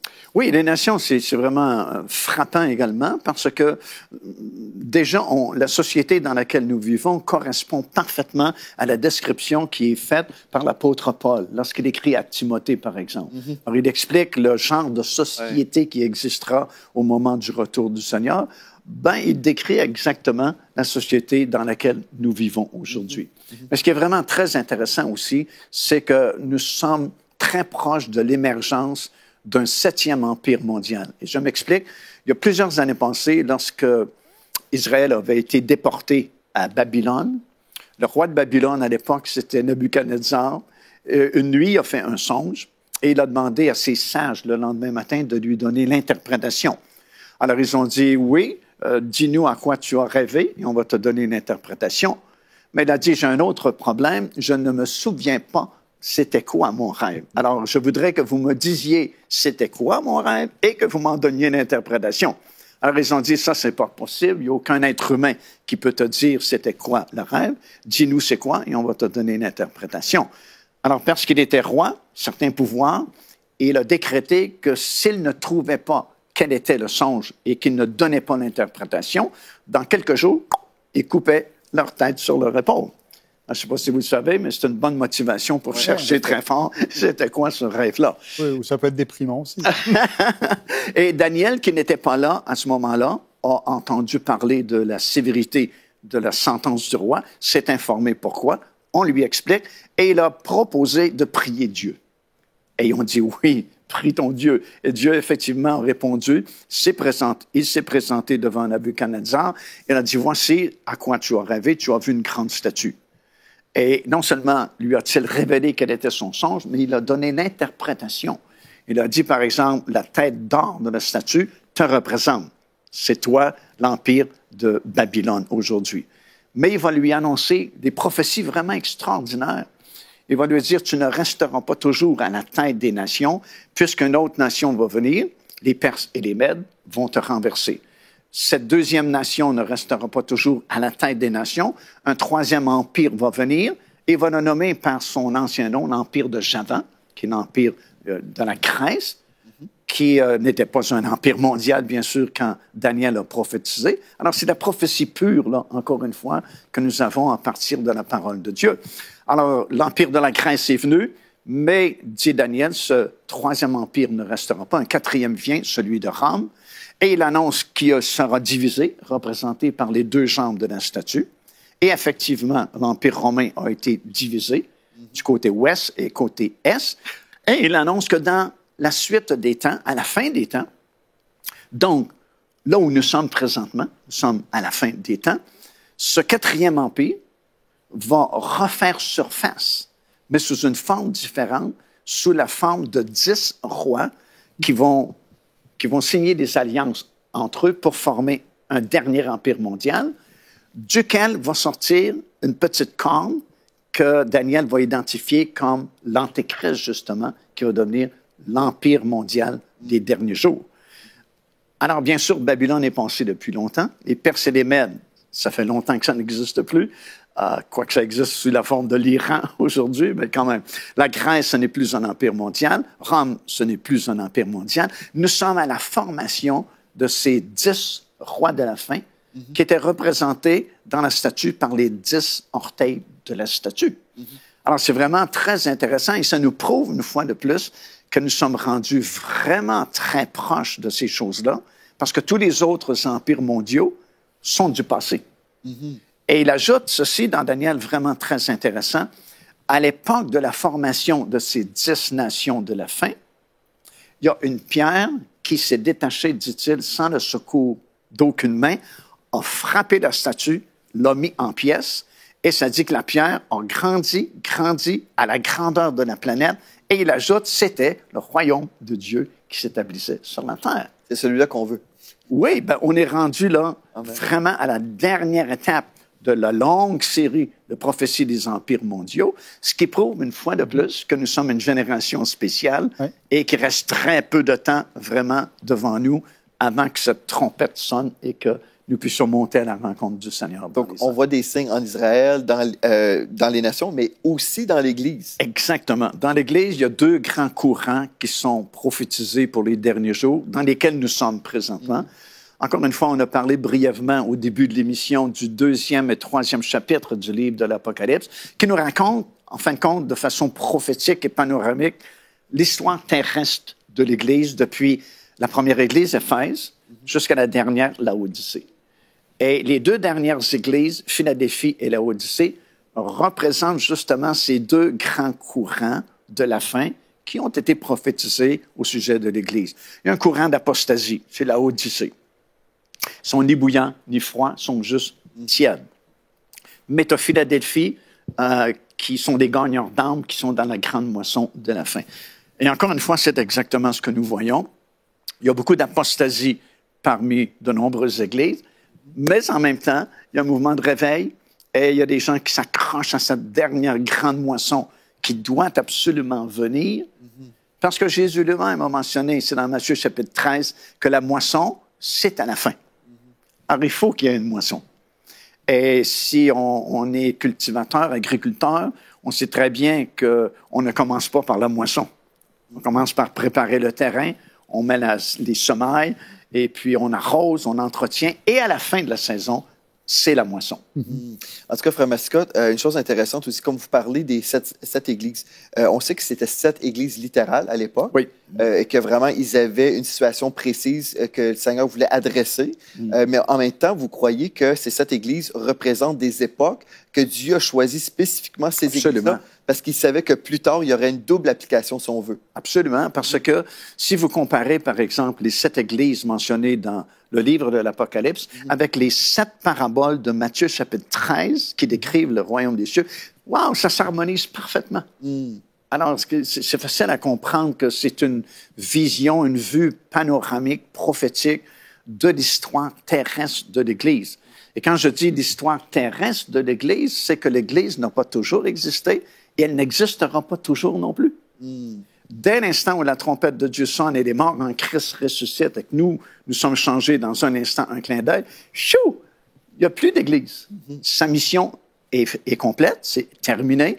D'ailleurs, le mot « Église » n'apparaît plus dans votre Bible à partir du 4e chapitre de l'Apocalypse jusqu'à la toute fin, 22e chapitre. Wow, gloire à Dieu. Bien, on parle des signes des temps, mais nous avons un autre signe, Docteur Jonathan, que c'est le temps pour nous de semer 3 autres livres. Avez-vous des noms de personnes, des personnes gagnantes? Alors, je regarde ce que la régie a fait un tirage. Donc, vous êtes nombreux à vouloir gagner. On voit qu'il y a actuellement 5400 personnes à peu près sur YouTube qui nous suivent. Écoutez, dans quelques minutes, on a encore un chapitre et puis après, on a une autre session où on va avoir un temps particulièrement d'évangélisation et on va parler de comment aller au ciel, parce que ça aussi, c'est le message de l'Apocalypse. Et je suis sûr que dans votre entourage, vous connaissez des gens qui ont besoin d'entendre ce message. Alors, je vais prendre les textes, les paroles de l'apôtre Paul. Je vous en supplie, nous vous en supplions. Eh bien, écoutez, partagez cette vidéo, partagez cette vidéo à vos amis, même à vos ennemis. Ils ont besoin d'entendre le message du salut. Alors, ceci étant dit, il y en a d'autres qui attendent pour dire « Hey, je vais peut-être gagner un livre ce soir ». Alors, c'est le 2e tirage de la soirée. Il y en aura un 3e à la fin de l'émission, donc restez jusqu'à la fin de notre émission spéciale en direct. Alors, les 3 gagnants pour maintenant. Au Royaume-Uni, on a Carole Tolenon du Royaume-Uni qui a mis son nom. Donc, même au Royaume-Uni, on écoute en français EMCI TV, c'est formidable. Quelqu'un au Gabon, alors c'est Guillemé Obamé au Gabon qui a gagné ce livre et on va lui envoyer. Et quelqu'un d'autre en Afrique du Sud. Et j'en profite pour dire, en Afrique du Sud, maintenant, juste depuis la semaine passée, on peut recevoir EMCI TV par satellite sur StarTime. C'est un tout nouveau satellite que nous avons maintenant en Afrique, vous voyez, qui couvre toute l'Afrique et jusqu'en Afrique du Sud. Ce satellite rejoint plus de 8 millions d'abonnés, alors que ça fait beaucoup de personnes tout ça. On est heureux de pouvoir être sur ce satellite aussi. Faites connaître la nouvelle en Afrique du Sud. Vous pouvez nous écouter sur satellite. Alors, j'ai pas dit le nom encore. C'est Emmanuel Wora qui a gagné le livre en Afrique du Sud. Wow, super, bien, félicitations. Frère Mascotte, j'aimerais vous poser une question. On va parler un petit peu du millénium, parce que c'est un sujet aussi qui nous intéresse beaucoup. Mais juste pour ceux qui sont avec nous, qui viennent tout juste de commencer à nous suivre, pouvez-vous faire un survol rapido presto, 1 minute, simplement pour nous aider à comprendre. Donc aujourd'hui, nous croyons dans le temps de la fin, mais nous croyons qu'il va y avoir la trompette qui va sonner, et nous, les vivants, on va être enlevés avec le Seigneur. Donc, juste nous donner un petit peu la chronologie, pour ceux qui connaissent pas trop l'eschatologie ou la vision le temps de la fin. Bien, nous sommes rendus au temps de la fin. Pourquoi? Parce que le Seigneur nous a donné des signes dans sa parole pour nous prévenir de la proximité de son retour, et nous voyons ces signes s'accomplir devant nous. Alors, c'est facile d'en déduire que le Seigneur est très proche parce que les signes sont accomplis. Alors, ce qui va se produire dans très peu de temps, c'est justement ce dernier mouvement de réveil, parce qu'il faut que cette dernière moisson puisse rentrer à la maison, parce que Jésus l'a prophétisé dans Matthieu chapitre 13, il a dit que la moisson, c'est à la fin. Alors, puis il y a plusieurs autres versets, bien sûr. Alors, on s'attend à ce qu'il y a quelque chose qui provoque un grand mouvement de réveil partout sur cette planète. Et je suis convaincu de tout mon cœur que ce ministère de MCTV fait partie de ces moyens que Dieu utilise présentement, parce qu'il a bien dit dans sa parole que cette bonne nouvelle du royaume serait annoncée à toutes les nations de la terre, après quoi viendra la fin. Alors, on voit vraiment un accroissement phénoménal qui se fait de nos jours, où on peut prêcher la bonne nouvelle. On peut enregistrer ici dans un studio, et on a la preuve. Ça va au Royaume-Uni, ça va en Afrique du Sud, ça va partout sur la planète. C'est comme l'accomplissement de ce que Jésus a dit dans l'Évangile de Matthieu. Alors, encore une fois, c'est un autre signe, ce qu'on est très proche de la fin, parce qu'il a bien dit que cette bonne nouvelle sera annoncée à toutes les nations, après quoi viendra la fin. Alors, on est très proche de cette trompette qui va sonner, qui va permettre aux frères et aux sœurs qui nous ont devancés dans le Seigneur de revenir à la vie, nous être changés dans un instant, un clin d'œil. Nous montons dans la présence de Dieu là-haut dans le ciel. Parce que il y a plusieurs versets, bien sûr, qui parlent de l'enlèvement de l'Église. S'il n'y avait qu'un seul verset, celui-ci serait vraiment très bon. C'est Jean, chapitre 14, et le verset 3, où Jésus dit « Je m'en vais au Père ». Et puis, il a dit « Je reviendrai ». Alors là, c'est pas un évangéliste qui le dit, c'est pas un pasteur, c'est Jésus lui-même qui dit « Je reviendrai et je vous prendrai avec moi, afin, dit-il, que vous soyez là où je suis. » Où est Jésus présentement? Il est dans le ciel. Amen. Alors, ça veut dire que c'est impossible que l'Église soit enlevée, encore une fois, après les 7 années de tribulation, parce qu'il faut aller au ciel, là où est Jésus présentement. Alors, c'est ce qui est vraiment très proche de nous, parce que tous les signes sont accomplis. Et c'est pourquoi c'est important de faire la paix avec Dieu et d'accepter son offre gratuite de salut. C'est tellement une offre exceptionnelle, extraordinaire. N'importe qui, peu importe qui nous sommes, peu importe ce que nous avons fait, si on se repent de nos péchés et on accepte le Seigneur Jésus-Christ, immédiatement, nous sommes sauvés, écrit dans le livre, notre nom écrit dans le livre de vie, et nous saurons que nous ferons partie de ce royaume-là extraordinaire qui est sur le point d'être établi sur la planète Terre. Donc, on va parler du millénium, mais juste avant.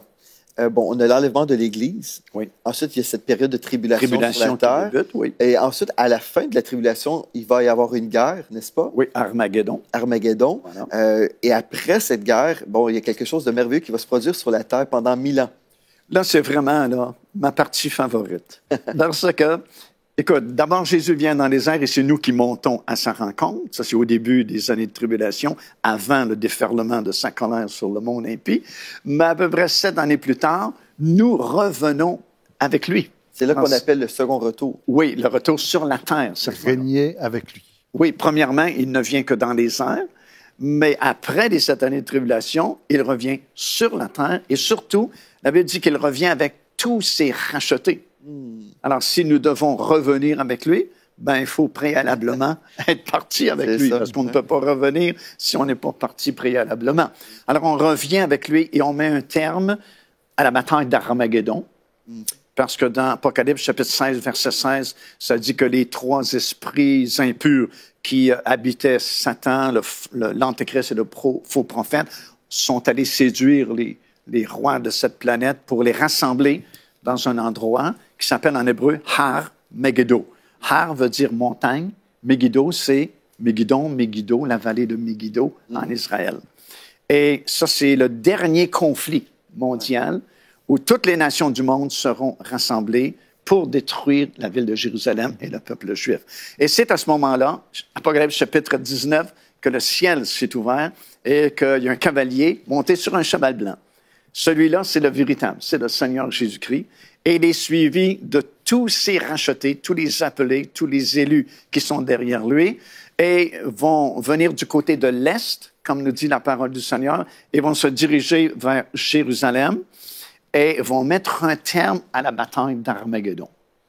Et la façon dont le Seigneur va régler le conflit avec l'Antéchrist et le faux prophète, la Bible dit qu'il va le détruire par l'éclat de son avènement et le souffle de sa bouche. C'est ça. Alors, tout ce qu'il fait, c'est... Et l'homme qui a contrôlé le monde pendant 3 ans et demi disparaît, s'en va dans le lac de feu, l'étang ardent de feu, pour toujours.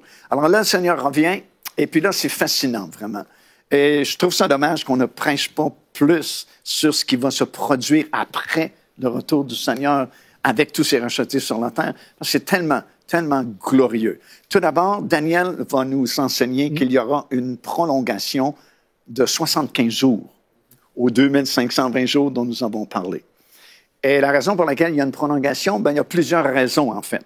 C'est que, premièrement, la topographie de la planète va changer totalement à ce moment-là. Il y aura un nettoyage sommaire qui sera fait, parce qu'il y a eu beaucoup d'ébranlements, un tremblement de terre qui va secouer la terre au complet. Juste avant. Au moment où Jésus revient.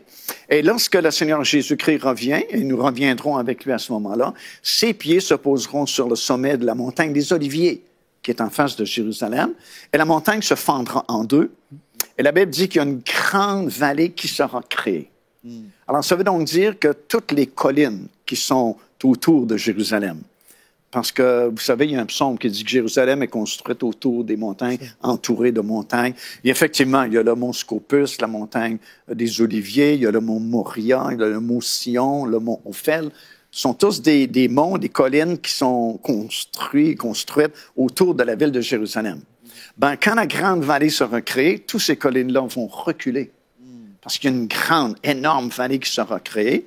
Et là, il y aura vraiment un miracle. Il y a beaucoup de miracles qui vont se produire à ce moment-là, mais un de ces miracles-là, c'est que la montagne de Sion actuelle, qui est une toute petite colline au sud de l'esplanade du Temple, va s'élever, la Bible dit, au-dessus de toutes les autres montagnes. Et en fait, ça va devenir la plus grande montagne qui a jamais existé sur la planète Terre. Et sur le sommet de la nouvelle montagne de Sion sera construit surnaturellement et par le Seigneur Jésus-Christ lui-même un 4e temple. Alors, on a parlé d'un 3e temple qui va perdurer durant la période des tribulations, mais ici, on parle d'un 4e temple qui est décrit dans notre Bible avec beaucoup de détails. En fait, il y a 7 longs chapitres qui décrivent ce temple-là. Alors, je me dis, en sachant que chaque mot dans ce livre-là occupe la place de peut-être 1000, 10 000 autres mots, mais ce mot-là a été choisi par le Saint-Esprit. Si on prend 7 chapitres pour décrire quelque chose, c'est qu'aux yeux de Dieu, c'est vraiment très important. Ouais. Et effectivement, c'est un temple glorieux qui sera construit. Et puis, la ville de Jérusalem sera aussi sur le sommet de cette nouvelle montagne de Sion. Elle sera restaurée. Et nous lisons au sujet de sa restauration également dans la parole du Seigneur. Et il y aura un espace réservé pour les sacrificateurs, pour les fils de Tsadok, qui ont toujours resté fidèles à David. Et il y aura différents arrangements qui seront faits sur cette plateforme-là, si vous voulez, qui sera construite sur le sommet de la nouvelle montagne de Sion. Et juste pour vous donner une idée de la grandeur de cette montagne-là, si vous prenez les chiffres qui sont mentionnés, les dimensions qui sont mentionnées dans le chapitre 40 à 47 du prophète Ézéchiel, la plateforme aura 70 km de long par 70 km de large. Ça, c'est le sommet de la montagne, la nouvelle montagne de Sion. Oh. Et croyez-moi, vous avez au moins une centaine, peut-être plus, de versets qui parlent au futur de la montagne de Sion et comment, à cette époque-là, les nations viendront à la montagne de l'Éternel. J'ai une question pour vous. Vous parlez des nations, parce que les gens se posent la question, mais qui va habiter sur la terre pendant le millénium? Est-ce que c'est simplement les saints ou est-ce qu'il va y avoir des hommes naturels qui vont avoir des enfants aussi? Oui, il va y avoir deux classes de citoyens. D'abord, il y aura nous qui avons accepté le Seigneur. Nous serons les rachetés de Dieu dans notre corps ressuscité, corps glorieux. Et puis, c'est là également que nous recevrons nos récompenses, nos règnes, les autorités qui sont réservées à chacun. Les villes seront reconstruites, des pays vont exister, il y aura même des autoroutes. Ça va ressembler étrangement au monde dans lequel nous sommes présentement. Et c'est pendant le millénium 1000 fois mieux que les saints, en fait, vont régner. En fait, s'ils ont été fidèles dans les petites choses, ils vont être responsables. Nous sommes les futurs députés, les futurs maires, les futurs premiers ministres de nombreux pays. Parce que Jésus lui-même a promis à un, on donnera le gouvernement de 5 villes, à un autre 10 villes, à un autre rien du tout. Ça dépend de la fidélité que nous aurons eu à servir le Seigneur durant notre pèlerinage ici-bas. Donc, ça va être une bonne dictature. Absolument, ça va être parfait. Mais il y aura une autre catégorie de citoyens, puisque après le retour du Seigneur sur la terre, les anges vont seront envoyés aux 4 coins du monde pour réunir tous ceux qui auront survécu aux 7 années de tribulation. Et ces gens-là seront jugés. Ça s'appelle le jugement des nations. C'est décrit dans Matthieu chapitre 25, alors que tous les survivants dans leur corps physique des 7 années de tribulation seront rassemblés justement dans cette grande vallée qui sera créée au retour du Seigneur sur le mont des Oliviers. Et c'est le Seigneur Jésus-Christ qui va déterminer qui, parmi ces gens, sont jugés dignes d'entrer dans le règne de 1000 ans à titre de nation. Alors, ces nations-là qui seront jugées dignes d'hériter du royaume de Dieu à titre de nation, dans leur corps physique, vont repeupler la terre durant la longue période du millénium ou le règne de 1000 ans, comme c'est écrit dans Apocalypse chapitre 20.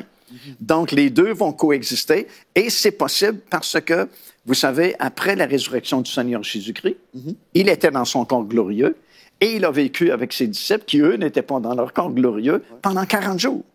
Alors, c'est possible d'avoir les deux types de citoyens, les ressuscités et ceux qui sont dans leur corps mortel. Mais à la fin du millénium, en fait, Satan va être enchaîné pendant cette période-là.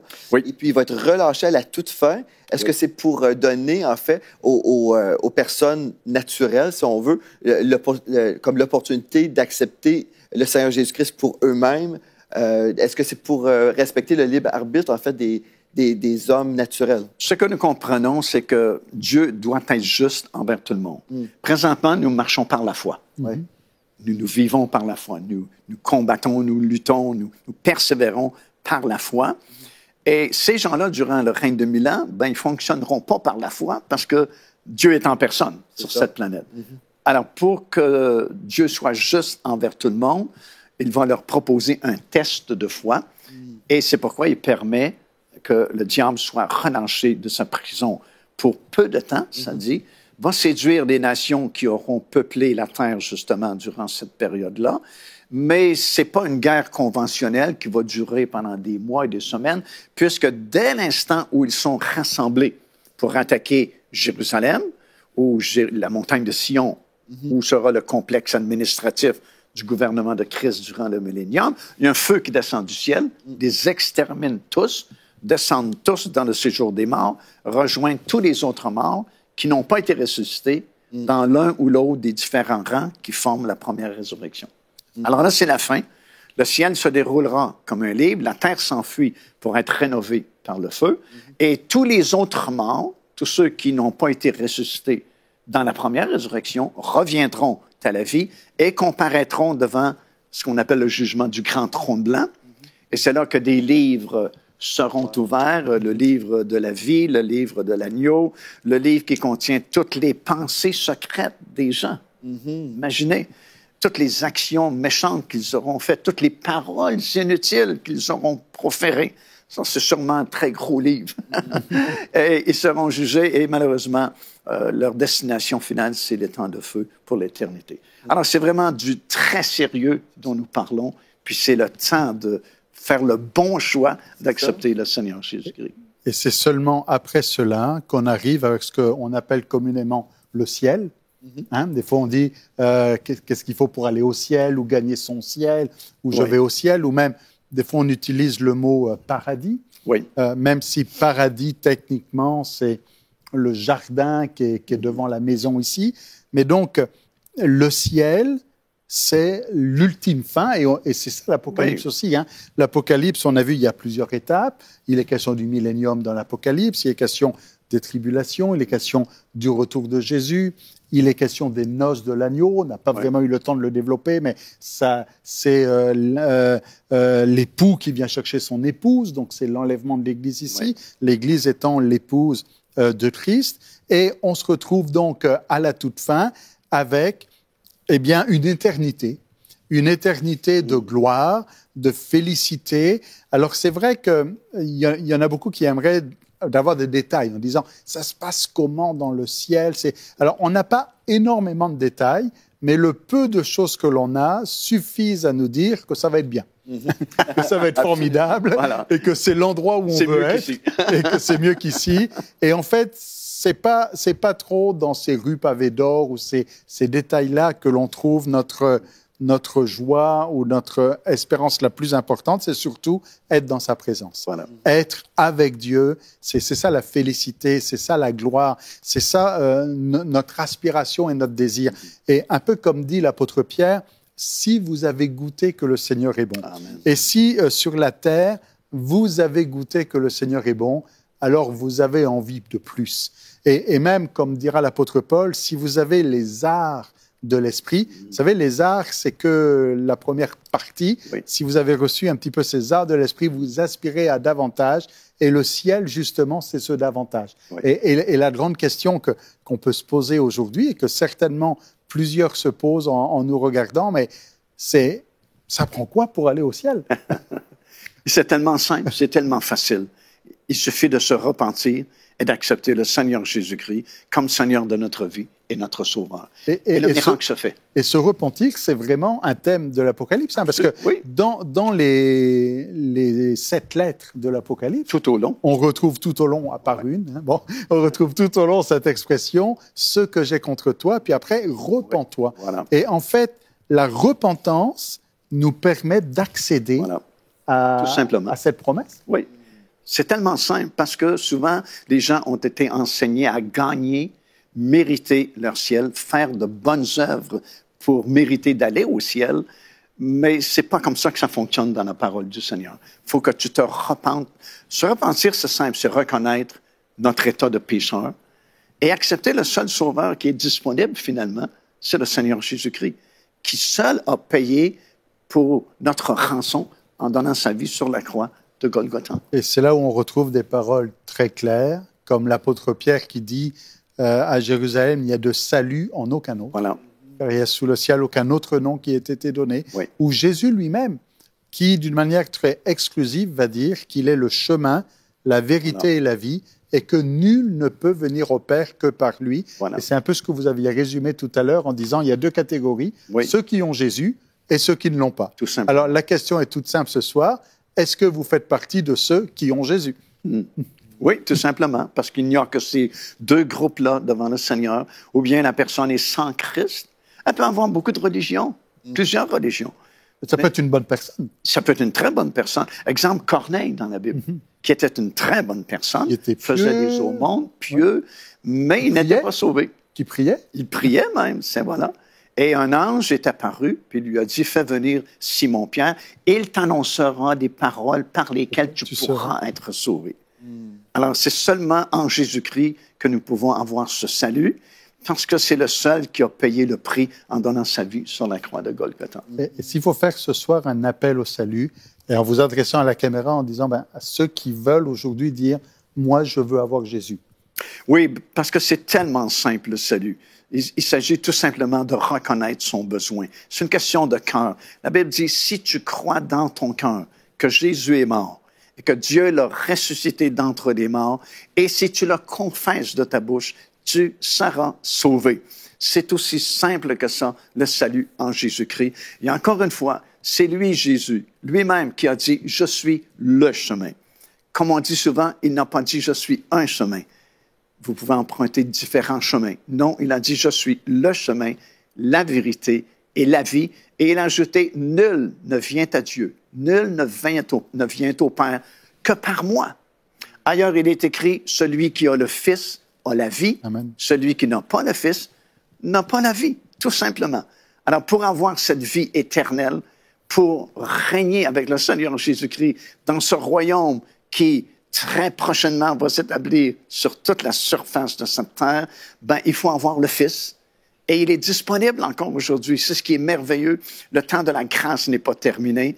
On est encore sous cette dispensation-là de la grâce. Le salut est encore annoncé comme on le fait présentement. Et peu importe qui vous êtes, peu importe où vous êtes, peu importe ce que vous avez fait, l'important, c'est est-ce que tu reconnais ton besoin d'être pardonné, d'être sauvé, et est-ce que tu es prêt à accepter le seul Seigneur, le seul Sauveur disponible, le Seigneur Jésus-Christ. Si oui, fais cette prière avec moi. Seigneur Dieu, je reconnais de tout mon cœur que tu es le seul vrai Dieu. Je reconnais également que je suis un pécheur et je te demande pardon pour mon ancienne vie, pour tous mes péchés. Et j'accepte en ce moment même le Seigneur Jésus-Christ comme mon Seigneur et mon Sauveur.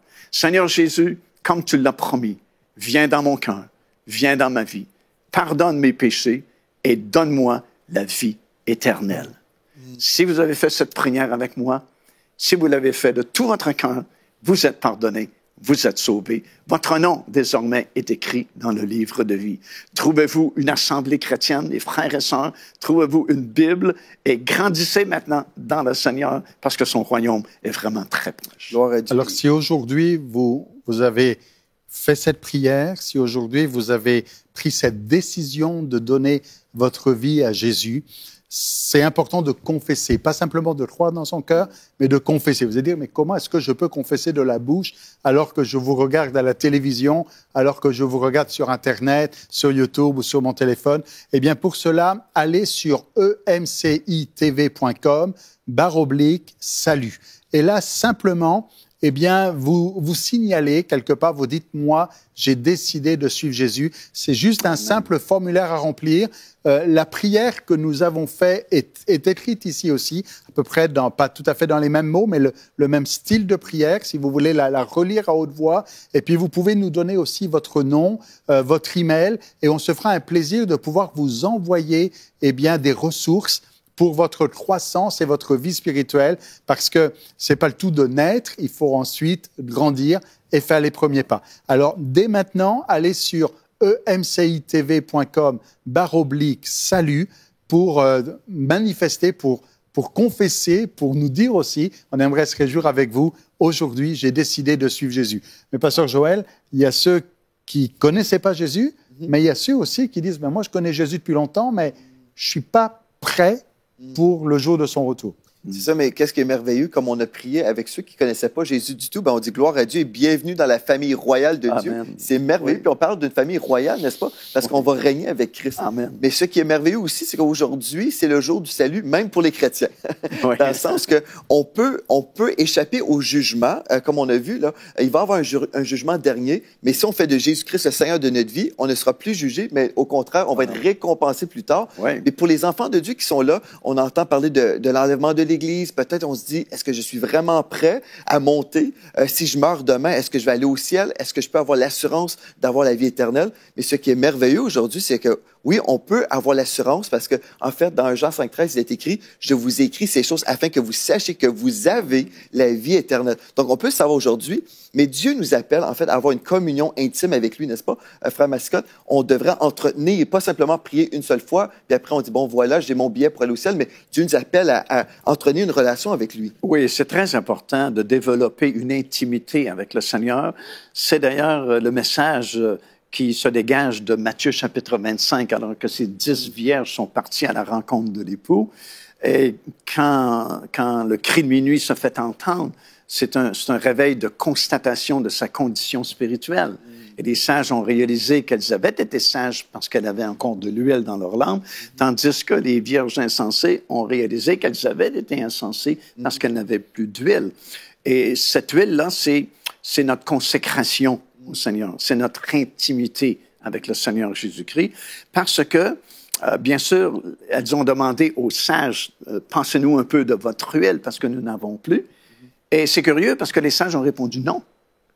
Et c'est pas qu'elles ne voulaient pas leur passer de l'huile, c'est qu'elles ne le pouvaient pas. C'est ça. Parce que cette intimité, c'est personnel.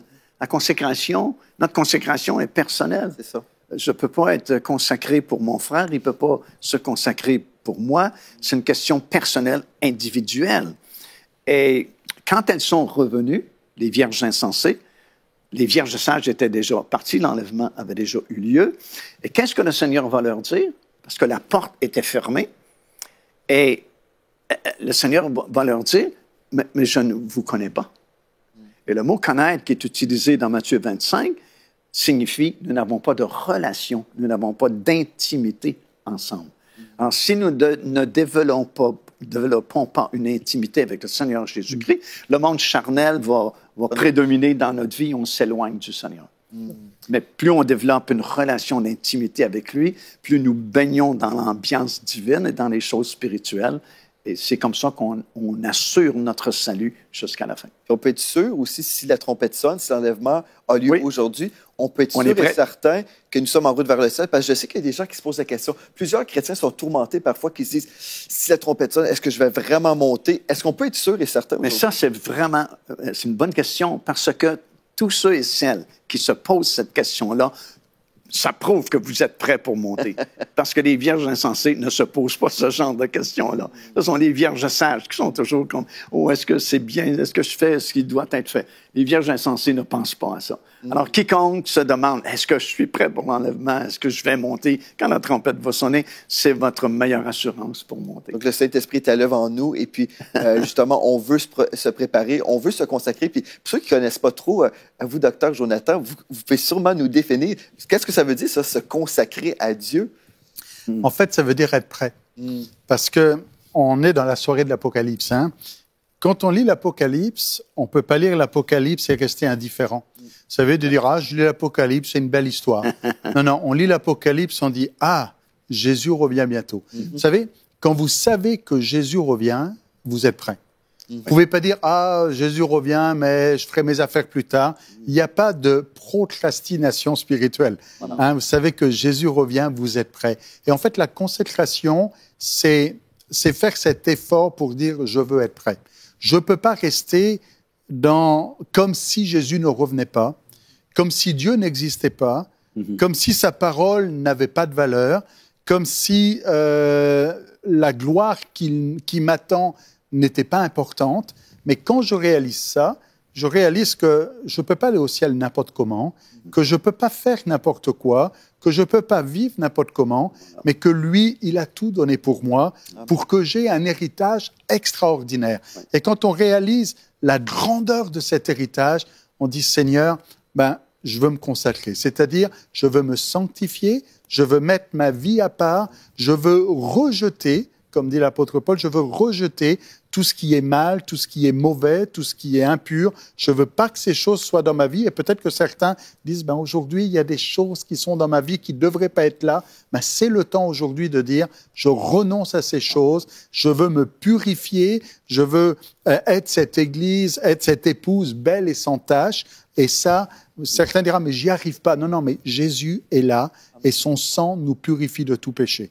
Alors si aujourd'hui, vous avez ce désir de dire, je veux me consacrer, je veux me sanctifier, je veux être prêt, je veux que quand il revienne, eh bien, je sois prêt pour l'accueillir, eh bien, nous pouvons aujourd'hui prendre cette décision. Vous devez prendre cette décision et j'aimerais qu'on puisse prier ensemble pour vous, pour dire, pour ceux qui aujourd'hui disent, j'étais un chrétien tiède peut-être, comme dans cette lettre aux églises de l'Apocalypse, de dire que j'étais tiède, ou alors de dire, j'étais pauvre, misérable, aveugle et nu et je ne le savais pas. Eh bien, la clé, c'est repens-toi. Et c'est vrai pour les chrétiens aussi, se repentir d'avoir été sur une mauvaise voie et de dire maintenant, je veux que ça change. Amen. Je veux donner ma vie au Seigneur, je veux marcher avec lui. Juste avant cette prière, j'aimerais juste dire quelque chose. Il y a des chrétiens qui ont du mal à vivre dans la sainteté. Ils disent, je ne sais pas trop comment faire. En fait, le message de la croix est une folie pour ceux qui périssent, mais pour nous qui sommes sauvés, elle est la puissance de Dieu. En fait, ce qu'on a besoin, ce n'est pas notre puissance personnelle, mais c'est la puissance qui vient de Dieu qu'on reçoit si on place nos yeux sur ce que Jésus a déjà fait pour nous il y a 2000 ans. Il y a 2000 ans, Jésus a déjà payé pour le pardon de nos péchés, mais pour notre victoire quotidienne. Donc aujourd'hui, on va prier ensemble pour toutes les personnes qui voudraient se consacrer à Dieu, toutes les personnes qui diraient, moi, je veux vivre dans la sainteté. On va prier pour vous, mais ce qu'on veut faire vraiment, c'est vous encourager à placer votre foi dans ce que Jésus a fait pour vous il y a 2000 ans. Vous êtes déjà libérés dans le nom de Jésus. Amen. Donc, si vous placez votre foi là, la prochaine fois que le diable va venir vous tenter, vous pourrez vous rappeler, il y a 2000 ans, Christ m'a libéré. Et vous allez marcher de jour en jour, de victoire en victoire dans la sainteté. Puis ça va être tellement merveilleux. C'est là où on rentre dans un repos spirituel. Gloire à Dieu. Donc, on va prier ensemble. Je ne sais pas si, Frère Mascotte, vous voulez prier pour les personnes à la maison qui veulent vivre dans la sainteté. Amen. Oui, Seigneur, comme tu nous as dit, les dernières paroles dans le livre de l'Apocalypse, tu as dit que celui qui se sanctifie davantage. Amen. C'est ce que nous voulons faire aujourd'hui. Seigneur, à la lumière de ce que nous avons entendu au cours de cette émission, Alléluia. Nous réalisons que ton retour est vraiment proche et nous voulons, Seigneur, s'assurer que nous ferons partie de ce glorieux enlèvement. Amen. Et que nous ferons partie de ce grand royaume qui sera établi partout sur la surface de la terre. Amen. Alors, Seigneur, nous nous consacrons entièrement à toi aujourd'hui. Seigneur, pardonne nos offenses, pardonne nos péchés. Et Seigneur, on se reconsacre, on te donne toute notre vie aujourd'hui. Amen. Et Seigneur, on veut s'approcher de toi, marcher proche de toi jusqu'à la fin de notre pèlerinage ici-bas. Merci pour ta grâce. Merci pour la puissance qu'il y a dans la croix de Golgotha qui nous rend plus que vainqueurs au nom puissant de Jésus. Amen. Amen.